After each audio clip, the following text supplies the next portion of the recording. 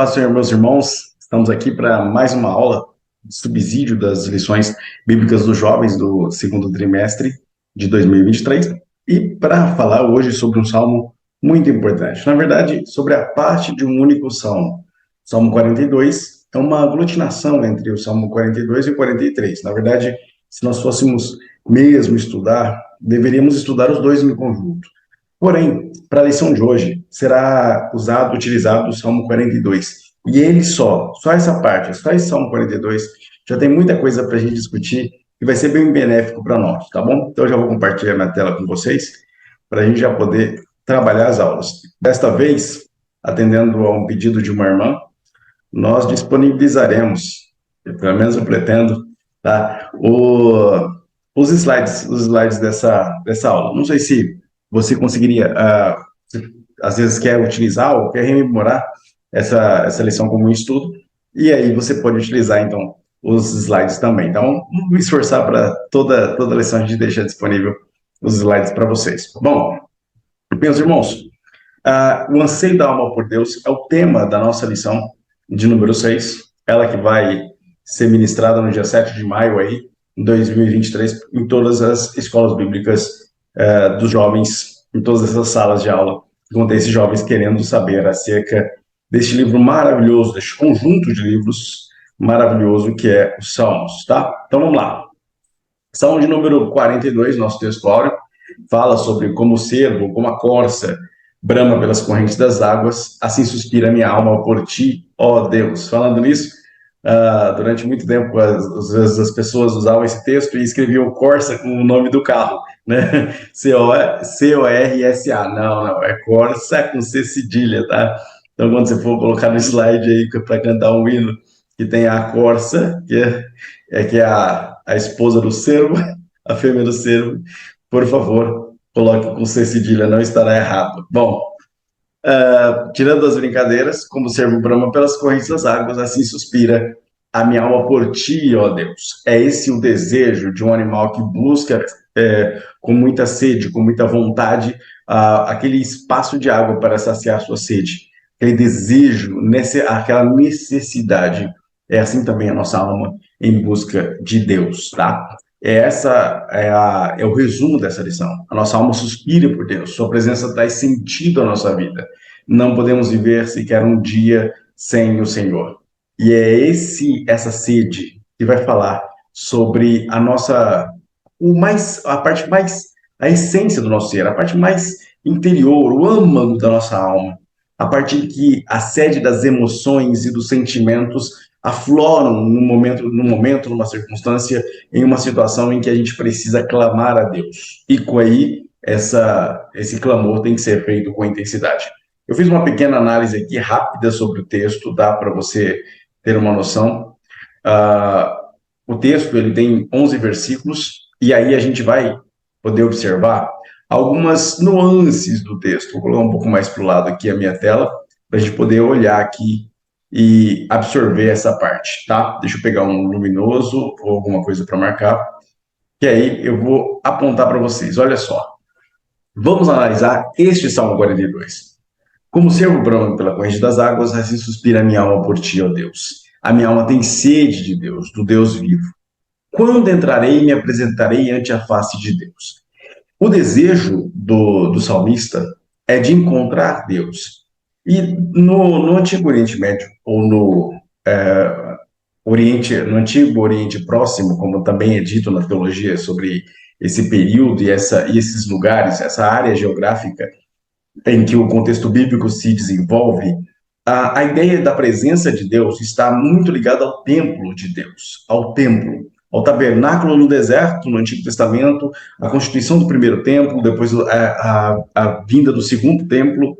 Nós temos depois Cristo como o templo, a igreja como templo e, por fim, o nosso corpo como templo. Mas isso fica para um outro estudo.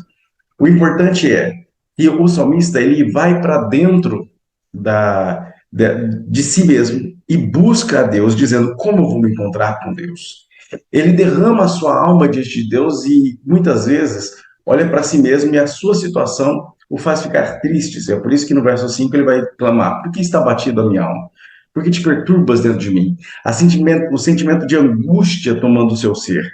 E é quando ele começa a falar sobre esse sentimento, a colocar para fora esse sentimento de angústia, de depressão, de letargia. Letargia é aquele sentimento de não querer fazer nada. Estar letárgico é aquela sensação de se você querer apenas dormir, sabe? Aquela sensação de que você está tão deprimido, que você só quer saber de dormir, ou você não tem desejo por mais nada.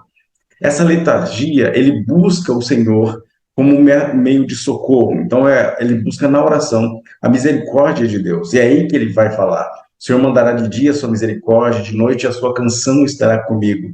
A oração ao Deus da minha vida.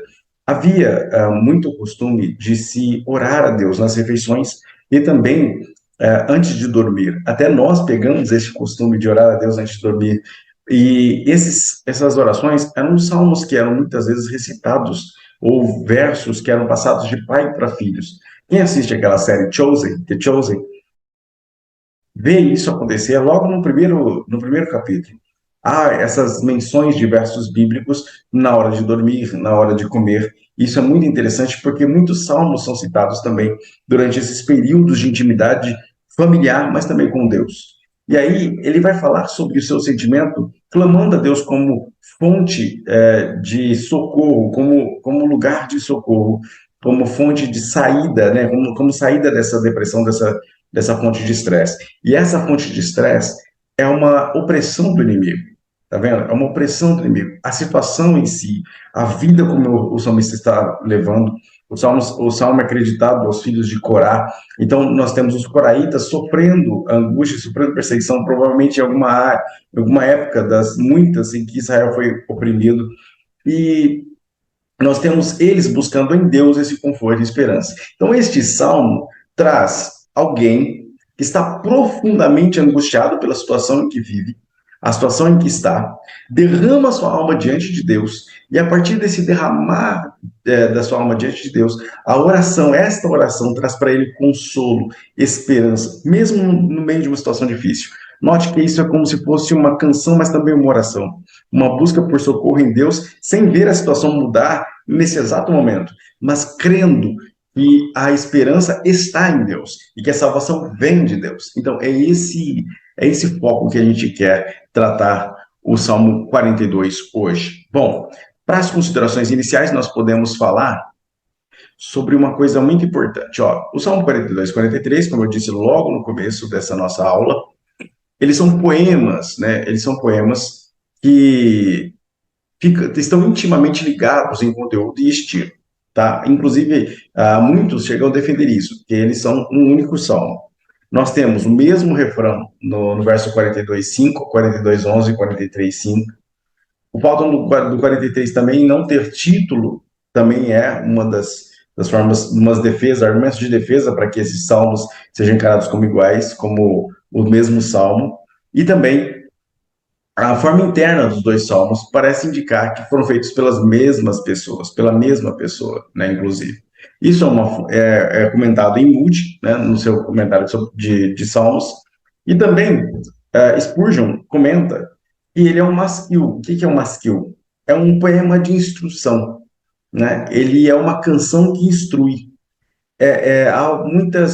Há um derramar de alma, como eu disse, há expressões experienciais, né, experimentais, são emoções que são ali traduzidas em letra, né, para que todos aqueles que andam e que passem por este salmo, como nós estamos passando, peregrinando sobre este salmo, possamos nos ver ali. A nossa alma se abate, nós muitas vezes ficamos tristes, as circunstâncias nos colocam em situações deprimentes muitas vezes, e muitas vezes não sabemos para onde olhar. É aí que este salmo é um consolo e uma esperança para nós, quando olhamos para ele. Quando lemos este salmo, vemos no salmista um reflexo da gente. E aí a gente entra para a estrutura da nossa aula, a estrutura desse comentário feito pelo nosso irmão, comentarista dessa lição, para falar sobre o Salmo 42. Bom, primeira coisa que a gente precisa entender, a introdução vai falar sobre anseio e resiliência. São os dois temas centrais do primeiro tópico, tá? O segundo tópico vai falar sobre depressão, a contemplação e a esperança. E, por fim, o terceiro tópico vai falar sobre esse fortalecimento da esperança nos momentos difíceis, tratando sobre solidão, equilíbrio e trazendo à memória aquilo que nos traz esperança. E aí a gente vai falar sobre algo importante que é a inteligência emocional, tá? Então vamos começar, bora falar sobre essa nossa busca. Bom, para começar, desse nosso mapa mental, esse anseio, esse desejo que se compara ao da corça buscando água, é o do levita. Os coraitas eram levitas e queriam buscar na presença de Deus, que era representada pelo templo, um lugar para adorar a Deus. Eles buscavam a Deus. O desejo é de estar diante de Deus e poder louvá-lo novamente, poder cantar a Ele novamente, sentir a sua presença. Isso é uma lição para nós, porque esse é o desejo que nós devemos ter diante de Deus. Será que temos a contínua vontade de estar perante Ele? De conversar com Ele, de ter intimidade com Ele, de ansiar a sua presença, de estar no seu tempo? Quantas pessoas arrumam as mais diversas desculpas para não ir à casa de Deus? E muitas vezes julgam o culto como se o culto fosse para ele. O culto não é para ele, o culto é para Deus. Não importa se a palavra te agrada ou não te agrada, se o louvor te agrada, se não te agrada, o culto e a palavra não é, na verdade, assim, o culto é para Deus. A palavra é para você, porque é Deus se comunicando com você no culto. Mas é claro que a gente deve prezar por canais humanos instruídos, é lógico que a gente deve buscar pessoas de Deus para pregar a palavra de Deus, mas é importante conceber que não é aquilo que nós queremos como fazer o culto. É aquilo que Deus, através do seu Espírito Santo, provoca naquele lugar, naquela hora. E ele age através das palavras, age através dos louvores e age através da própria dinâmica do culto. Deus se faz presente no meio do culto quando pessoas se interessam em buscá-lo com esse anseio, com essa perseverança, com essa vontade, acima de qualquer circunstância. Esses dias eu preguei sobre Abacuque 3, e nem em Abacuque você vê muito isso. Abacuque está decepcionado com Deus. Ele vai para a torre de vigia exatamente porque está decepcionado com Deus. Ele busca de Deus uma resposta para circunstância tão terrível que ele está em opressão, o povo está oprimido. E a resposta que Deus dá deixa Abacuque ainda mais confuso, porque Deus diz: eu vou trazer os babilônicos, um povo ainda mais rebelde, ainda mais sujo, ainda mais difícil, para destruir tudo isso e arrastar vocês para o cativeiro durante 70 anos. Ou seja, a resposta de Deus para Abacuque é decepcionante para ele. Porém, Deus, ao discursar para Abacuque, no capítulo 2, por exemplo, vai dizer que ele é que está no trono, que ele é que manda, que o povo abandonou, que ele está julgando uma atitude do povo. O povo não teve esse anseio, não teve essa busca, não perseverou, não foi resiliente diante das circunstâncias.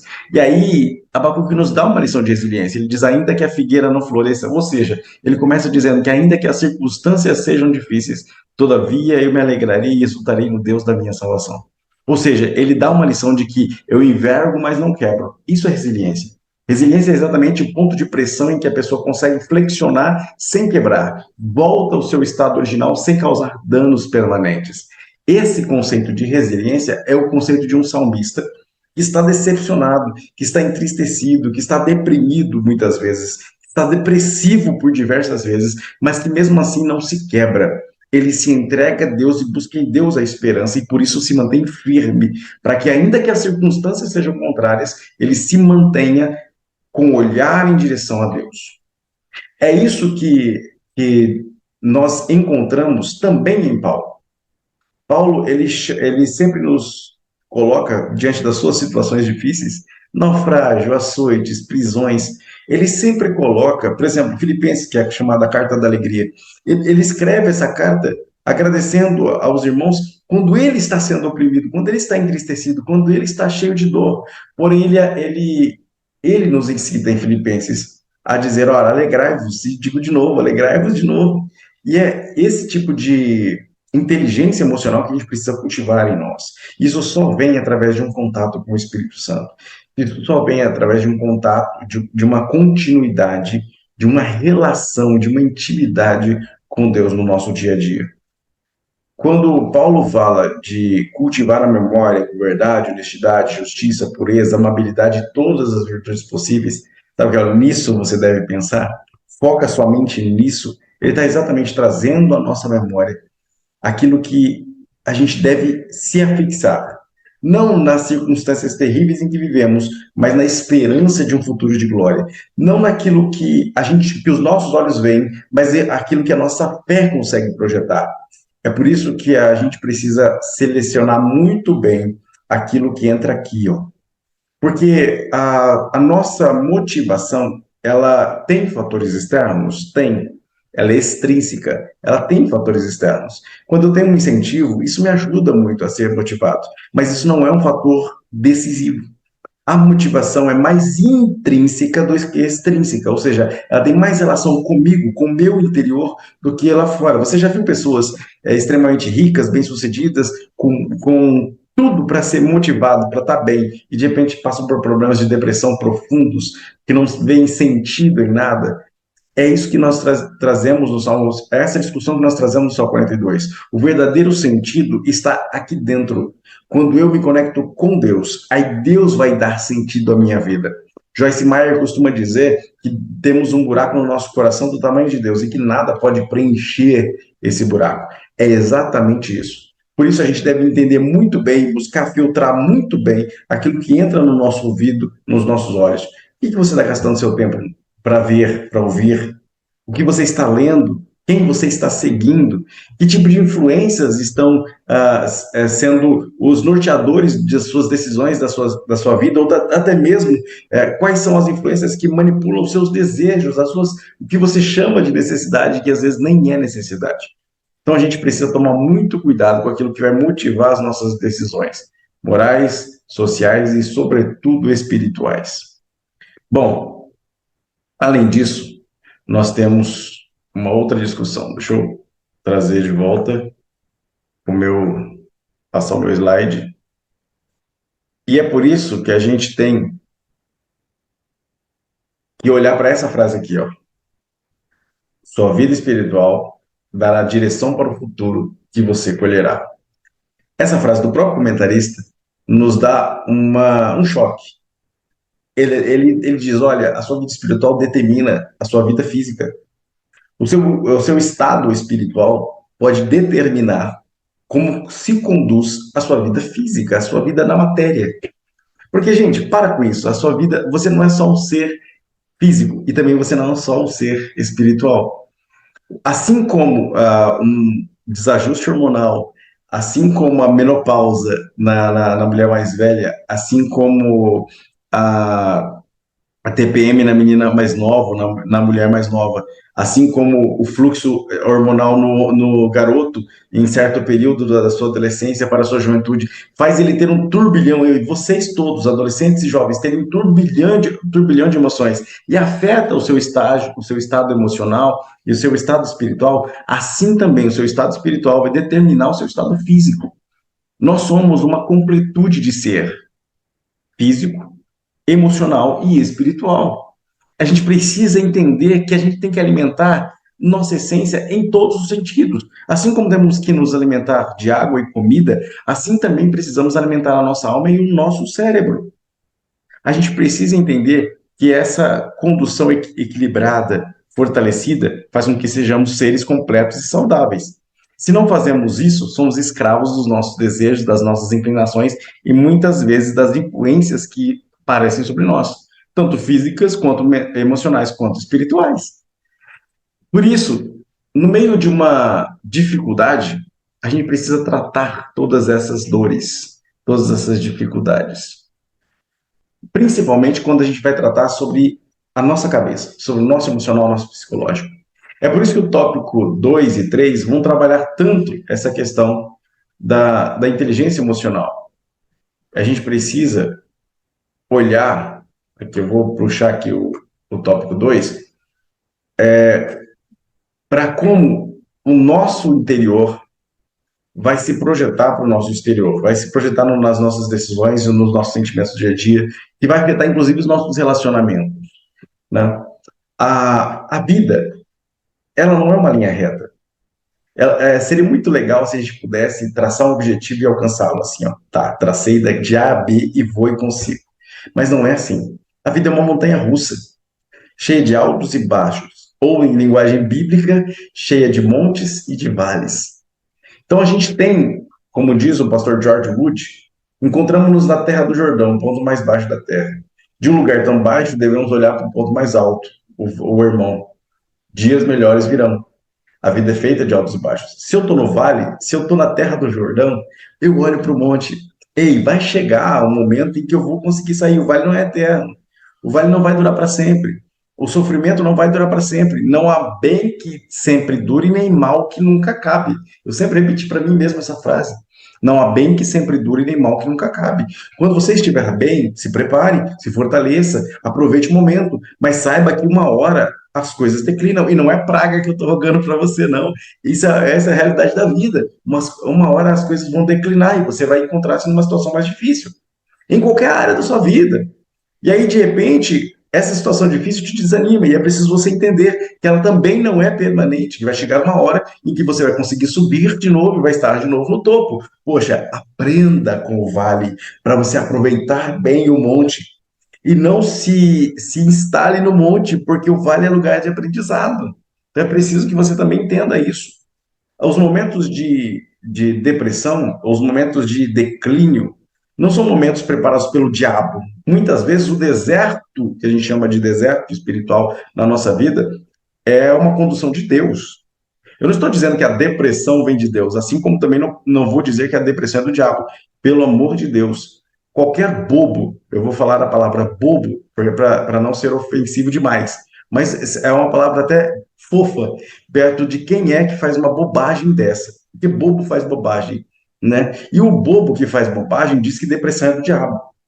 E não existe isso, porque não só vários personagens bíblicos tiveram depressão, não só porque várias pessoas de Deus na história tiveram momentos depressivos terríveis e lutaram terrivelmente contra esse sentimento, mas porque pela própria natureza humana declinada e desequilibrada, e isso está em todas as pessoas do mundo, porque todos pecaram e ninguém é santo, pleno, 100% na terra, estamos em santidade progressiva, buscando a glorificação futura, todos vão passar por estágios em que poderia ser chamado de depressão.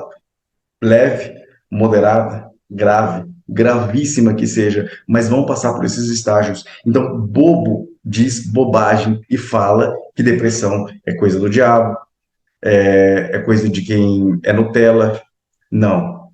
Depressão é algo sério, que vem da natureza humana. Muitas vezes o diabo, como oportunista, se aproveita e amplifica esse sentimento, ou mesmo incentiva esse aprofundamento em depressão. Então a depressão está leve, a pessoa não trata, dá ouvidos ao diabo e o diabo ajuda a aprofundar essa depressão. Então, beleza, dá para se tratar, inclusive, com oração, com busca por Deus, e Deus cura a depressão, Deus cura a depressão. Porém, há muitos momentos em que há um desequilíbrio hormonal que causa. Alguns hormônios a mais ou a menos do seu corpo fazem com que o seu humor modifique. E esse humor pode gerar, por exemplo, depressão. Há alimentos, para você ter uma ideia, há disfunções nutricionais que podem causar depressão. Aí você me diz que é o diabo que está na tua dieta. Ô, meu amigo, por favor, não diga uma bobagem como essa, e principalmente em cima de um púlpito. Jamais diga que depressão é coisa do diabo. Jamais diga isso. Porque isso, além de ser uma grande bobagem, uma coisa totalmente antibíblica, ainda por cima mostra o tamanho da sua ignorância, tanto teológica, quanto bíblica, quanto sequer de cultura geral. Pois até mesmo alimentos, até mesmo comportamentos, até mesmo disfunções hormonais podem causar a depressão. Existem múltiplas fontes, múltiplos estágios e muitos fatores que podem gerar processos depressivos. Isso não preciso nem ser psicólogo, qualquer livro de psicologia ensina, mas você pode consultar qualquer pessoa formada dentro da área de saúde mental. Portanto, primeira coisa, para de bobagem. O salmista está em um momento depressivo. Isso não quer dizer que ele estivesse em depressão. Depressão é a doença. Estágios depressivos a gente passa, às vezes, até no dia. Dependendo do dia, eu estou depressivo, dependendo do dia, eu estou super animado. Depende, eufórico, depende. Mas, neste momento, ele está dizendo, por que está batida a minha alma? Ele se questiona, ele olha para si e diz: eu estou mal, eu estou down, estou fraco. E agora? Por quê? Espera em Deus. Vamos buscar na fonte. Vamos buscar fonte de alegria. Deixa eu trazer à memória coisas que alimentem esperança para mim. E aí, a fonte de esperança está, por exemplo, na figura que você vê aqui no meu plano de fundo, na contemplação da natureza, da criação. Quando ele olha para a criação, quando ele contempla as coisas que Deus faz e fez, ele começa a entender que a alma não tem motivos para estar abatida, mesmo que as circunstâncias não sejam das melhores.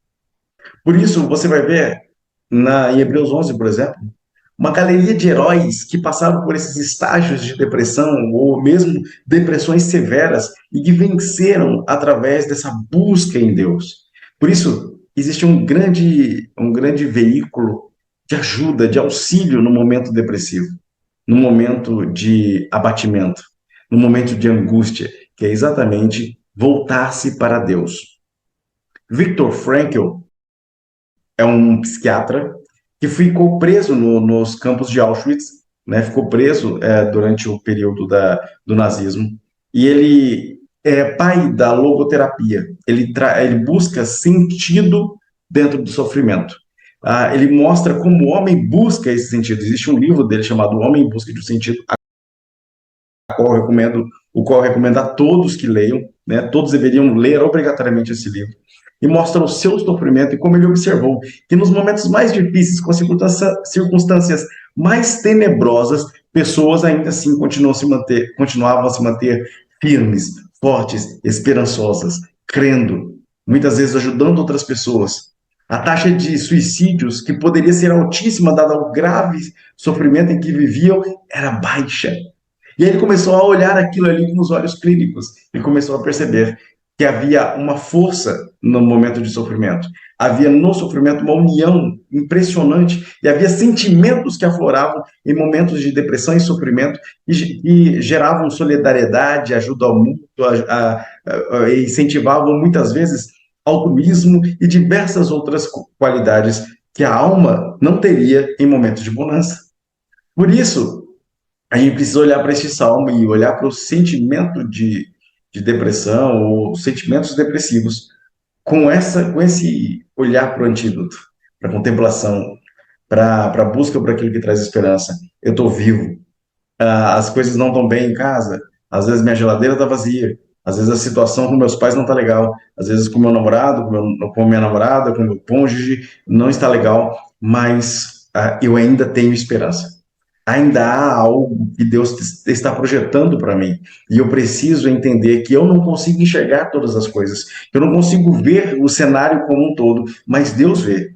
E se eu creio, e se eu consigo me manter esperançoso de que Ele controla, que Ele ainda está assumindo todas as coisas, que Ele ainda está no templo, como diz o capítulo 2, versículo 20 de Abacuque, que Ele ainda está no templo, que Ele ainda controla todas as coisas, que Ele ainda tem domínio, então eu vou começar a ter esperança. É isso que o Salmo 42 quer trazer para mim. Eu quero ter esperança em Deus ainda. Quero voltar para esse momento e crer que Ele ainda continua fortalecendo a minha vida nos tempos difíceis. Por isso, no momento de solidão, no momento de desequilíbrio, a minha vida espiritual vai me guiar para frente, não para trás. Eu não vou me deixar abater, eu vou me manter fixamente buscando a Deus, tentando encontrar lugar, lá, ter em mente aquilo que Deus tem projetado para mim. Ou melhor, vou esperar em Deus que Ele projete algo para mim, que Ele me coloque nos seus planos. Que às vezes a gente fala, Deus tem um plano para você. Não, meu irmão, Deus tem um plano. Deus tem um plano, Deus tem um plano e o plano já está traçado, tem começo, meio e fim.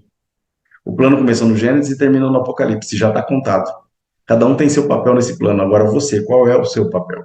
Qual é o meu papel nesse plano? A questão não é que Deus tenha planos para nós, a questão é se nós estamos no plano de Deus. Esse é o detalhe. Às vezes a gente fica falando, batendo tanto na tecla de que Deus tem planos para nós. Não, Deus tem um plano. O plano já está traçado, já tem começo, meio e fim. E a questão é saber qual é a minha participação nesse plano. Qual é a minha participação nesse plano? Por isso, enquanto eu estou aqui, quero fazer parte do plano de Deus. Ter em mente aquilo que Deus quer, ter em mente que aquilo que Deus me permitiu passar ontem é aquilo que vai me ajudar hoje. Lamentações 3:21. é ter em mente de que a situação que agora eu vivo é uma parte da construção daquilo que eu vou ser, daqui que faz parte daquilo que Deus quer que eu faça, daquilo que Deus quer que eu seja.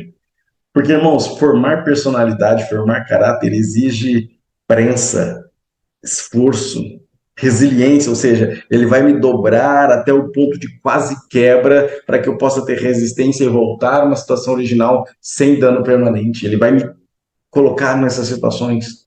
Ele vai moldar, como faz com o profeta, molda o vaso diante dele, como o oleiro mexe com o vaso e diz: olha, será que eu não posso fazer com a casa de Israel a mesma coisa?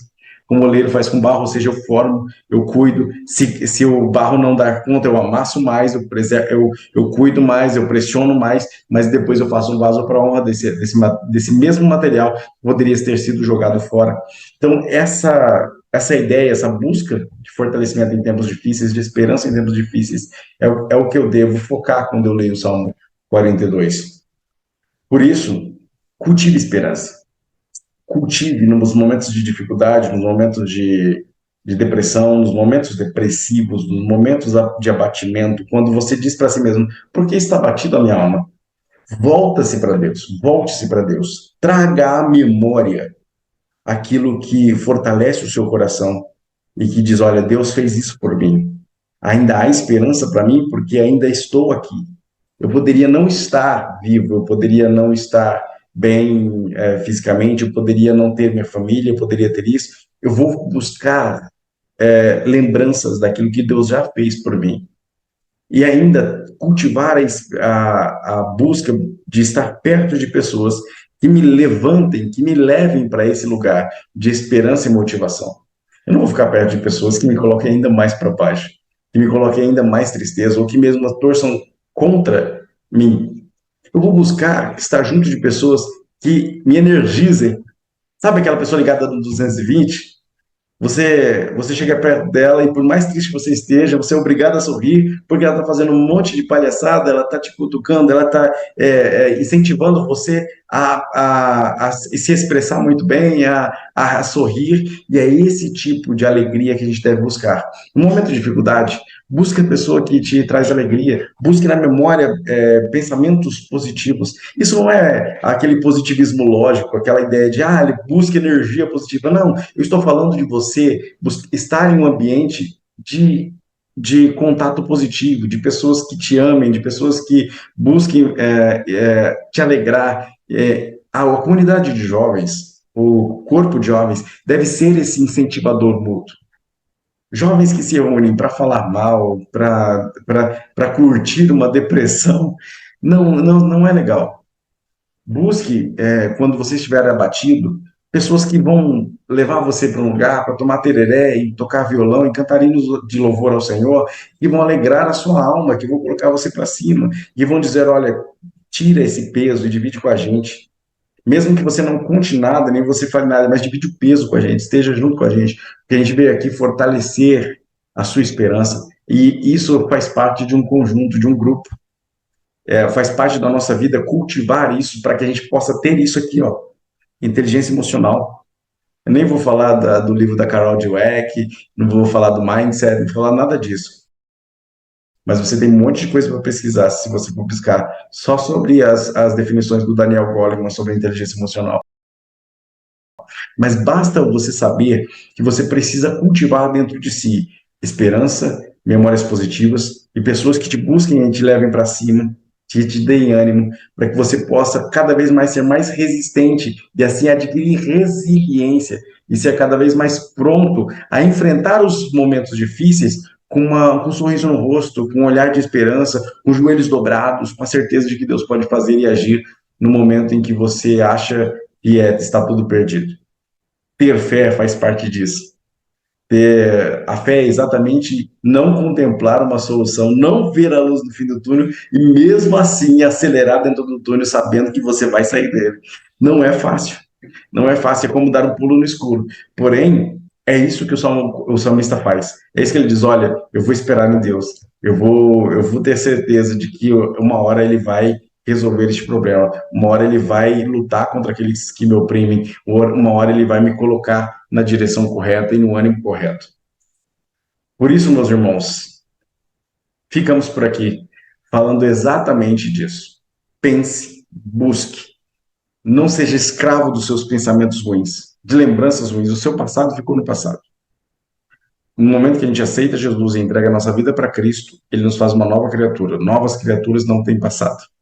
O passado vai ser apenas uma lembrança que vai reafirmar aquilo que Deus já fez. Ele me transformou numa nova criatura. Portanto, cultive sempre aquilo que te traz esperança, ânimo e coragem. Mesmo que você tenha uma personalidade ainda mais para baixo, uma personalidade tacanha, assim, uma personalidade um tanto retraída, introspectiva, busque mesmo assim ser uma pessoa que nutre esperança, porque isso vai mexer com a sua vida física, com a sua vida emocional e também com a sua vida espiritual. É a sua vida espiritual de busca ao Senhor que muitas vezes vai te ajudar a enfrentar as situações difíceis e às vezes até mesmo as disfunções emocionais, psicológicas que às vezes a gente passa pelo decorrer da vida até adquirir uma maturidade e conseguir aguentar, ter um couro um pouco mais grosso para as situações difíceis as quais passamos. Ei, se a sua vida foi fácil até agora, aproveita, mas se prepara. A vida é isso, é um constante ida e vinda, até o último dia, até o momento em que toda lágrima será enxugada, em que todo problema será sanado, em que todo mal será extirpado de uma vez por todas, e aí a gente vai poder cear com tranquilidade e festa pela eternidade no céu. Amém, meus irmãos? Ficamos assim para a próxima aula e que Deus abençoe em Cristo Jesus. Até mais.